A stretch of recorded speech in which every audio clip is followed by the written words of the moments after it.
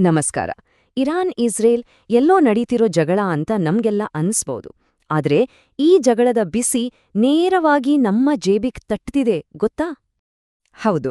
ನೋಡಕ್ ಹೋದ್ರೆ ಈ ಯುದ್ಧ ನಡೀತಿರೋದು ಭಾರತದಿಂದ ಸಾವಿರಾರು ಕಿಲೋಮೀಟರ್ ದೂರದಲ್ಲಿ. ಹಾಗಿದ್ರೆ ಅಲ್ಲ್ ನಡೆಯೋ ಜಗಳಕ್ಕೂ ನಮ್ಮ ಗಾಡಿ ಪೆಟ್ರೋಲ್ ರೇಟ್ಗೂ ಏನಪ್ಪಾ ಸಂಬಂಧ? ಯಾಕ್ ಜಾಸ್ತಿ ಆಗ್ಬೇಕು? ಬನ್ನಿ, ಇದೇ ಪ್ರಶ್ನೆಗೆ ಉತ್ತರ ಹುಡುಕೋಣ. ಆ ದೂರದ ಸಂಘರ್ಷಕ್ಕೂ ನಮ್ಮ ದಿನನಿತ್ಯದ ಬದುಕಿಗೂ ಇರೋ ಆ ಲಿಂಕ್ ಏನು ಅಂತ ಒಂದೊಂದಾಗಿ ಬಿಡಿಸಿ ನೋಡೋಣ. ಶುರು ಮಾಡೋಣ ಅಲ್ವಾ?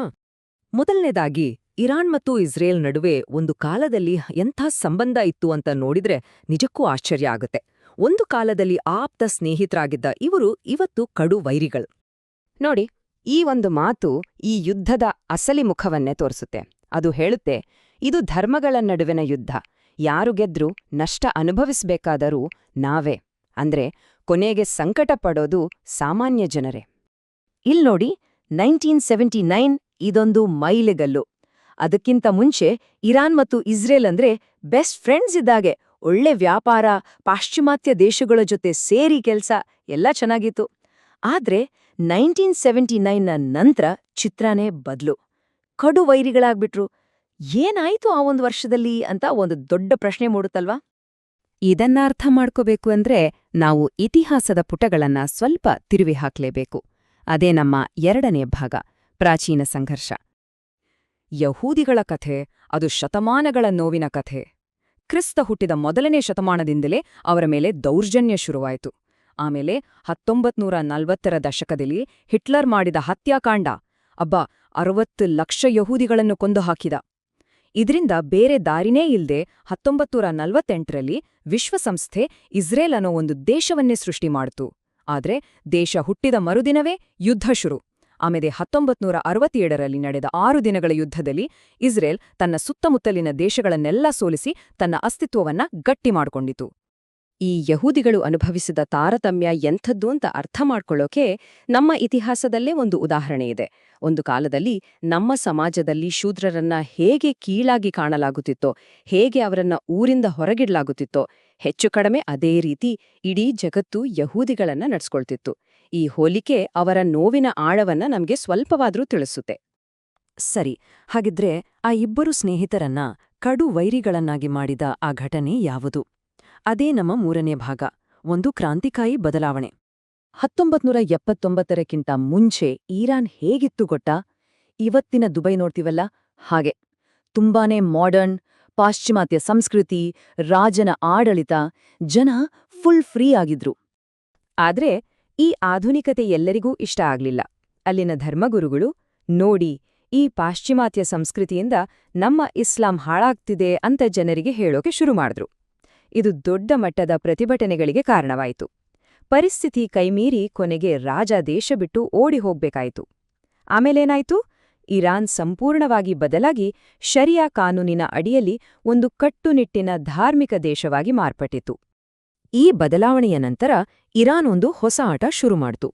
ಇಸ್ರೇಲ್ ವಿರುದ್ಧ ನೇರವಾಗಿ ಯುದ್ಧ ಮಾಡೋದಲ್ಲ, ಬದಲಾಗಿ ನೆರಳಿನಲ್ಲಿ ನಿಂತು ಯುದ್ಧ ಮಾಡೋದು. ಅದೇ ನಮ್ಮ 4ನೇ ಭಾಗ, ನೆರಳಿನ ಯುದ್ಧ ಅಥವಾ ಶ್ಯಾಡೋ ವಾರ್. ಆದ್ರೆ ಯಾಕೆ ಹೀಗೆ ನೆರಳಿನಲ್ಲಿ ನಿಂತು ಯುದ್ಧ? ಇರಾನ್ ಯಾಕೆ ನೇರವಾಗಿ ಇಸ್ರೇಲ್ ಮೇಲೆ ಅಟ್ಯಾಕ್ ಮಾಡಲ್ಲ? ಬೇರೆ ಸಂಘಟನೆಗಳನ್ನ ಯಾಕೆ ಬಳಸ್ಕೊಳ್ತೆ? ಇದಕ್ಕೆ ಮುಖ್ಯವಾಗಿ 3 ಕಾರಣಗಳಿವೆ. 1, ಇರಾನ್ ಮತ್ತು ಇಸ್ರೇಲ್ ಮಧ್ಯೆ ನೇರವಾದ ಗಡಿ ಇಲ್ಲ, ಭೌಗೋಳಿಕವಾಗಿ ತುಂಬಾ ದೂರ. 2, ನೇರವಾಗಿ ಯುದ್ಧ ಮಾಡಿದ್ರೆ ಅಮೆರಿಕದಂತಹ ದೇಶಗಳು ಆರ್ಥಿಕ ದಿಗ್ಬಂಧನ ಹಾಕ್ಬಿಡ್ತವೆ, ದೇಶನೇ ದಿವಾಳಿಯಾಗುತ್ತೆ. 3ನೇಯ ಮತ್ತು ಅತಿ ಮುಖ್ಯವಾದ ಕಾರಣ, ಇಸ್ರೇಲ್ ಹತ್ರ ನ್ಯೂಕ್ಲಿಯರ್ ಬಾಂಬ್ ಇದೆ. ಇದು ಇರಾನ್ಗೆ ದೊಡ್ಡ ತಲೆನೋವು. ಇದೇ ಕಾರಣಕ್ಕೆ ಇರಾನ್ ಒಂದು ಆಕ್ಸಿಸ್ ಆಫ್ ರೆಸಿಸ್ಟೆನ್ಸ್ ಅನ್ನೋ ಗುಂಪನ್ನೇ ಕಟ್ಟಿದೆ. ಲೆಬನಾನ್ನಲ್ಲಿ ಹಿಜ್ಬುಲ್ಲಾ, ಗಾಜಾದಲ್ಲಿ ಹಮಾಸ್, ಯಮನ್ನಲ್ಲಿ ಹೌತಿಗಳು.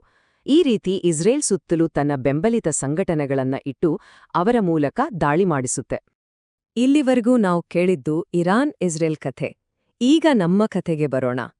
ಎಲ್ಲೋ ನಡೀತಿರೋ ಈ ಯುದ್ಧ ನಮ್ಮ ಮೇಲೆ ಹೇಗೆ ಪರಿಣಾಮ ಬೀರುತ್ತಾ ಅನ್ನೋದೇ ನಮ್ಮ 5ನೇ ಭಾಗ, ಭಾರತದ ಮೇಲೆ ಇದರ ಪರಿಣಾಮ. ಭಾರತ ಒಂದು ದೊಡ್ಡ ಕನಸು ಕಂಡಿತ್ತು. ಅದು IMEC ಅಂದ್ರೆ India middle East Europe economic corridor. ಈ ಯೋಜನೆ ನಮ್ಮ ವ್ಯಾಪಾರಕ್ಕೆ, ನಮ್ಮ ಬೆಳವಣಿಗೆಗೆ ತುಂಬಾನೇ ಮುಖ್ಯ. ಆದ್ರೆ ಈ ಯುದ್ಧದಿಂದಾಗಿ ಈ ಇಡೀ ಯೋಜನೆನೇ ಕುತ್ತು ಬಂದಿದೆ. ನಮ್ಮ ಆರ್ಥಿಕತೆಯ ಅತಿದೊಡ್ಡ ವೀಕ್ನೆಸ್ ಏನು ಅಂತ ಈ ಚಾರ್ಟ್ ತೋರಿಸುತ್ತೆ. ಯೋಚನೆ ಮಾಡಿ, ನಮ್ಮ ದೇಶಕ್ಕೆ ಬೇಕಾಗಿರೋ 80% ಪೆಟ್ರೋಲ್, 70% ಗ್ಯಾಸ್ ಬರೋದು ಹಾರ್ಮುಸ್ ಜಲಸಂಧಿಯನ್ನು ಒಂದೇ ಒಂದು ಸಣ್ಣ ಸಮುದ್ರದ ದಾರಿಯಲ್ಲಿ. ಅದರ ಕಂಟ್ರೋಲ್ ಇರೋದು ಇರಾನ್ ಕೈಲಿ. ಇರಾನ್ ಮನ್ಸ್ ಮಾಡಿದ್ರೆ ಒಂದೇ ದಿನದಲ್ಲಿ ಆ ದಾರಿನ ಬಂದ್ ಮಾಡ್ಬಿಡ್ಬಹುದು. ಆಗ ನಮ್ ಕತೆ ಏನು? ಇದರ ಪರಿಣಾಮ ಹೇಗೆ ಸರಪಳಿ ರೀತಿ ಕೆಲಸ ಮಾಡುತ್ತೆ ನೋಡಿ. ಯುದ್ಧ ಶುರುವಾಯ್ತು ಅಂದ್ರೆ ಆ ಹಾರ್ಮುಸ್ ಜಲಸಂಧಿಯಲ್ಲಿ ಹಡಗುಗಳು ಓಡಾಡೋದು ಕಷ್ಟ ಆಗುತ್ತೆ. ತಕ್ಷಣ ಇಡೀ ಜಗತ್ತಿನಲ್ಲಿ ಪೆಟ್ರೋಲ್ ಬೆಲೆ ಗಗನಕ್ಕೆ ಇರುತ್ತೆ. ಅದರ ನೇರ ಎಫೆಕ್ಟ್ ನಮ್ಮ ಮೇಲೆ. ಇಲ್ಲಿ ಪೆಟ್ರೋಲ್, ಡೀಸೆಲ್ ರೇಟ್ ಜಾಸ್ತಿ ಆಗುತ್ತೆ, ಜೊತೆಗೆ ಬೆಲೆ ಏರಿಕೆ ಶುರುವಾಗುತ್ತೆ. ಕೊನೆಗೆ ಏನಾಗುತ್ತೆ ಅಂದ್ರೆ ನಮ್ಮ ದೈನಂದಿನ ಜೀವನದ ಮೇಲೆ ನೇರ ಪರಿಣಾಮ. ಪೆಟ್ರೋಲ್, ಡೀಸೆಲ್ ಬೆಲೆ ಜಾಸ್ತಿ, ತರಕಾರಿ, ಹಾಲು, ಹೀಗೆ ಎಲ್ಲದರ ಬೆಲೆಯೂ ಏರುತ್ತೆ. ಡಾಲರ್ ಮುಂದೆ ನಮ್ಮ ರೂಪಾಯಿ ಮೌಲ್ಯ ಕಳ್ಕೊಳ್ಳುತ್ತೆ. ತೈಲ ಕಂಪನಿಗಳಿಗೆ ನಷ್ಟ. ಅಷ್ಟೇ ಅಲ್ಲ, ಗಲ್ಫ್ ದೇಶಗಳಲ್ಲಿ ಕೆಲಸ ಮಾಡ್ತಿರೋ ನಮ್ಮ ಲಕ್ಷಾಂತರ ಜನ ಕಳಿಸೋ ದುಡ್ಡಿನ ಮೇಲೂ ಇದರ ಪರಿಣಾಮ ಬೀರುತ್ತೆ. ಒಟ್ಟಾರೆ ಇದು ನಮ್ಮ ಆರ್ಥಿಕತೆಯ ಪ್ರತಿಯೊಂದು ಭಾಗವನ್ನು ಅಲುಗಾಡಿಸ್ಬಿಡುತ್ತೆ. ಹಾಗಾದ್ರೆ ಕೊನೆಯದಾಗಿ ಒಂದು ಪ್ರಶ್ನೆ. ಇವತ್ತಿನ ಈ ಗ್ಲೋಬಲ್ ಜಗತ್ತಿನಲ್ಲಿ ಎಲ್ಲವೂ ಒಂದಕ್ಕೊಂದು ಬೆಸೆದುಕೊಂಡಿರುವಾಗ ಜಗತ್ತಿನ ಯಾವುದೋ ಮೂಲೆಯಲ್ಲಿ ನಡೆಯೋ ಯುದ್ಧವನ್ನ ಅದು ನಮಗೇನು ಸಂಬಂಧ ಇಲ್ಲ, ಅದು ಬೇರೆಯವರ ಸಮಸ್ಯೆ ಅಂತ ಸುಮ್ನಿರಲು ಸಾಧ್ಯನಾ? ಖಂಡಿತ ಯೋಚನೆ ಮಾಡಬೇಕಾದ ವಿಷಯ.